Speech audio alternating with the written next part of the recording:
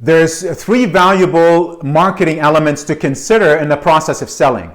Now, if you look at history and you look at ancient institutions that have lasted for thousands of years, like churches, for example, you'll see that they all sell this way. They keep you inside their own little world and make it very, very easy for you to keep buying over and over from them. You can even see Apple as well as Amazon doing this today. And you are seeing it in action every single time you go to a restaurant. Anyway, let's dig into this. Most people know about attraction and they know about conversion, the first and second elements in direct marketing or any type of marketing. But what about the third? And what I'm talking about here is consumption. Now, when you look at attraction, it's probably the easiest thing to do. Most people think of attraction as very hard, but technically speaking, you can attract anyone with any statement. The problem comes up is when you're trying to convert them, because now they have to buy into something. This doesn't have to be something that's paid. It could be even something that's free. In fact, free sometimes is harder to sell than something that's paid. And that's fine. So you've got attraction, you've got conversion, but now you're stuck with something called consumption. Now, most people don't understand consumption because there's really very little information out there on it.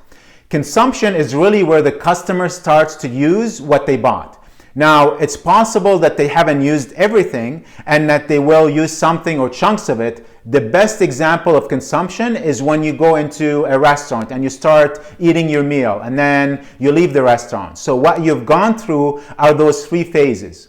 You were attracted to the restaurant. You then went to the second stage, which was conversion, where you bought the meal. And all of us will end up eating a portion or the entire meal.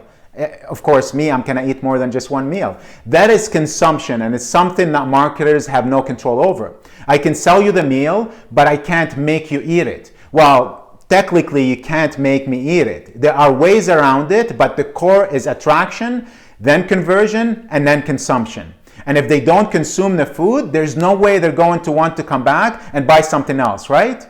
There are situations where people will come back and buy repeatedly because they think it's something magical, where they just touch, your products or your services and something's going to happen. But for people that really want to go ahead and the people who will generate revenues and therefore keep coming back over and over again, those people will need to get some kind of result. For them to get a result out of it, they have to eat the food. They have to consume it. They have to use it repeatedly.